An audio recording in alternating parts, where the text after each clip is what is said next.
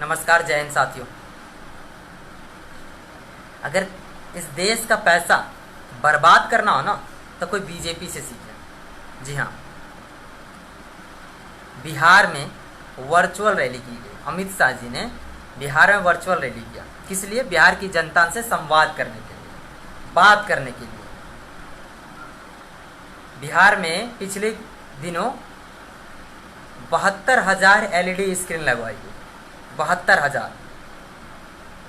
एक LED screen की कीमत औसतन 20 से 22,000 रुपये है और 72,000 कुल एलईडी स्क्रीन का प्रयोग किया गया बिहार में वर्चुअल रैली के लिए, जिसका कुल खर्च लगभग 150 करोड़ रुपए आता है। जी हाँ, 150 करोड़ रुपए। इस देश का 150 करोड़ रुपया इस समय, इस कोरोना महामारी के समय, इस संकट के समय, जब लोगों के पास रोजगार नहीं है, जब लोग इलाज के लिए इलाज नहीं मिल रहा, लोगों को अस्पताल के बाहर लोग मर रहे हैं, अस्पतालों में बेड्स की कमी है, वेंटिलेटर की कमी है, इस देश का 150 करोड़ रुपए हमारे माननीय गृह मंत्री जी केवल लोगों से बात करने के लिए खर्च कर देते हैं और कहते हैं कि इस रैली का चुनाव से कोई लेना देना नहीं है। एक बात बताइए, जब इस रैली का चुनाव से कोई लेना देना नहीं था तो केवल बिहार में ही क्यों की गई रैली? क्यों ना एक साथ पूरे देश में की जाती? और क्यों एलईडी स्क्रीन के माध्यम से? जब केवल आपकी आवाज़ ही लोगों तक पहुंचानी है तो जैसे प्रधानमंत्री जी नरेंद्र मोदी जी मन की बात रेडियो के माध्यम से करते हैं ना, मन की बात रेडियो के माध्यम से करते हैं और पूरे देश की जनता के साथ जुड़ते हैं, लोग उनसे जुड़ते हैं, उनकी बातों को सुनते हैं। आपने भी क्यों नहीं वही तरीका अपनाया? रेडियो के माध्यम से भी देश की जनता तक आपकी आवाज़ पहुंचती, पूरे देश की जनता तक पहुंचती, केवल बिहार, उड़ीसा, पश्चिम बंगाल में नहीं, और करोड़ों का खर्च बच जाता। लेकिन ऐसा नहीं किया गया। रेडियो छोड़ एलईडी स्क्रीन का प्रयोग किया जा रहा है। 150 करोड़ रुपए देश का बर्बाद किया जा रहा है। और अमित शाह जी ने अपनी रैली में कहा है कि पूरे देश में अगले 2 से ढाई महीने में 75 रैलियां की जाएंगी। 75 वर्चुअल रैली करने की तैयारी है बीजेपी की पूरे देश में।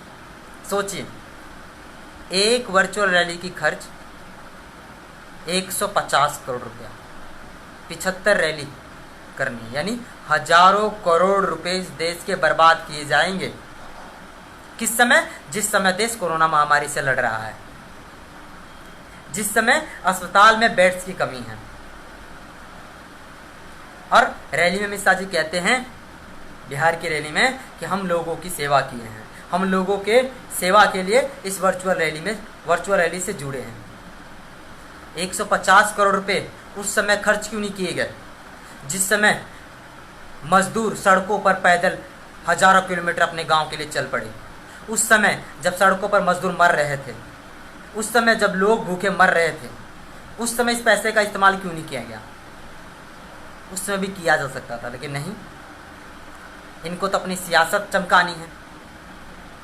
उस समय लोगों को याद क्यों नहीं आई जब एक गर्भवती महिला 150 किलोमीटर पैदल चली जाती है, मजबूर होती है, जब एक ट्रॉली पर माँ अपने बेटे को लेटाकर सैकड़ों किलोमीटर का सफ़र तय करने के लिए निकल जाती है? उस समय उनको क्यों नहीं याद आई लोगों की? उस समय मदद की जा सकती थी उन लोगों की, लेकिन नहीं। जब पूरे देश में लगभग 600 प्रवासी मजदूरों की सड़क पर पैदल चलने के कारण, भूख के कारण, रास्ता बिछड़ जाने के कारण मौत हुई है, 600 लोगों की, उन मौतों का जिम्मेदार कौन है?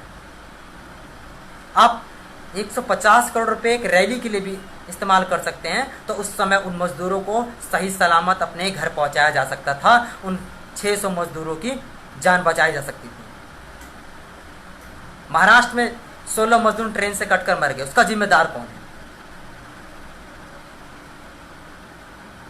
ट्रेनें रास्ता भूल रही हैं, 7-7, 8-8 दिन, 9-9 दिन, लोग भूखे प्यास से उसमें मर गए, उसका जिम्मेदार कौन है? उस समय इस पैसे का इस्तेमाल नहीं किया गया। आज जब चुनाव नज़दीक आ रहे हैं तो हमारी भारतीय जनता पार्टी, जिसकी सरकार है, वो 150 करोड़ रुपए केवल लोगों से बात करने के लिए खर्च कर देती है और कहती है इसका चुनाव से कोई लेना देना नहीं है। कैसे मान ले चुनाव से लेना देना नहीं है? जब अपने भाषण में केवल चुनावी बातों का ही जिक्र करते हैं। अब जिस बिहार की जनता से आप संवाद कर रहे थे, क्या आपने कभी उस बिहार की जनता से रूबरू हुए?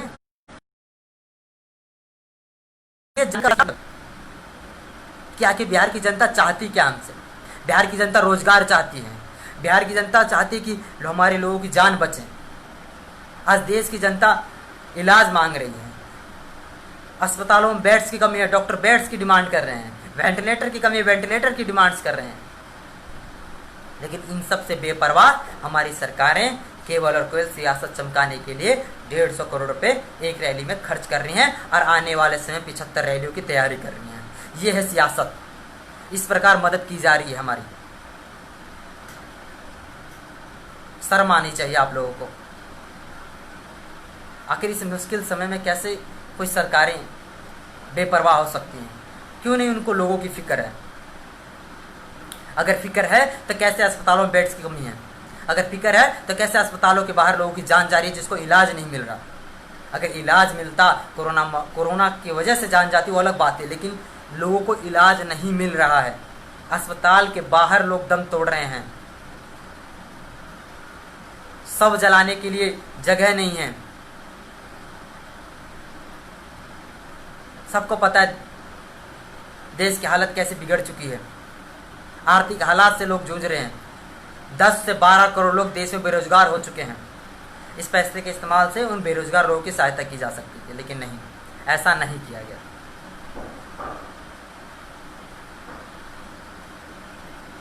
हमें समझना होगा, सवाल पूछना होगा इन सरकारों से, इनको जवाब भी देना होगा। आखिर क्यों इस देश का पैसा इस बेवजह बर्बाद किया जा रहा है? उतने पैसों के इस्तेमाल से शायद एक अस्पताल तैयार किया जा सकता था जिसके अंदर मरीजों की अच्छे से इलाज हो सकती थी, लोगों की जान बच जाती। अभी भी अस्पतालों की हालत खराब है, बेड्स नहीं है, वेंटिलेटर नहीं है, आम जनता बाहर तड़प रही है। लेकिन नहीं, दिल्ली, मुंबई, गुजरात, तमिलनाडु, कई राज्यों की हालत खराब हो चुकी है। समय थी उनकी मदद करने की, साथ देने की, लोगों की जान बचाने की। आपको जनता ने चुना है, भारी बहुमत से विजयी बनाया है। लोगों की जान बचाना आपका कर्तव्य है, लेकिन आप अपने कर्तव्य से भटक चुके हैं, अपना काम सही से नहीं कर रहे हैं।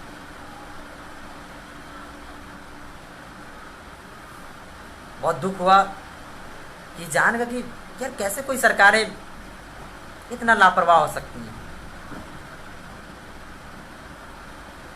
देखिए, आज मैं ना तो कोई पार्टी की सपोर्ट में बीजेपी, कांग्रेस, सपा, बसपा, इन सब से अलग केवल एक भारतीय, एक इंडियन होने के नाते सवाल पूछता हूँ और आपसे ही पूछता हूँ। आप किसी पार्टी से अलग होकर केवल एक भारतीय होकर सोचिए और दिल से बताइए, क्या इस मुश्किल समय में, क्या इस मुश्किल घड़ी में जहाँ लोगों की जान जा रही है इलाज न मिलने के कारण, क्या एक रैली के लिए 150 करोड़ रुपए खर्च कर देना उचित है? और 75 रैली की तैयारी करना उचित है जिसमें हजारों करोड़ रुपए खर्च होंगे? नहीं, बिल्कुल नहीं है। लेकिन इनको तो अपनी सियासत चमकानी है, कुर्सी चाहिए इनको। लोगों की जान चली जाए कोई परवाह नहीं, लेकिन इनको कुर्सी जरूर चाहिए। देखिए, ऐसा नहीं है कि मैं विरोध भाजपा का कर रहा हूँ, लेकिन मैं सवाल कर रहा हूँ भाजपा से, भारतीय जनता पार्टी से सवाल पूछ रहा हूँ, क्या इस समय रैली करना जरूरी है? और हमें पूछना होगा, गलत को गलत कहना, गलत के खिलाफ खड़े होना पड़ेगा हम लोगों को। अच्छा होगा तो उसकी तारीफ की जाएगी, लेकिन जो गलत होगा अगर हम चुप रह गए तो सोच लेना इस देश का फिर भला नहीं हो सकता। जो गलत होगा, चाहे सरकार किसी के भी हों, तो उसके खिलाफ आवाज़ उठानी पड़ेगी, विरोध करना पड़ेगा, उनसे सवाल करना पड़ेगा, आखिर क्यों ऐसा किया गया। जब तक हम सवाल नहीं करेंगे, सरकारें अपनी मनमानी करती रहेंगी।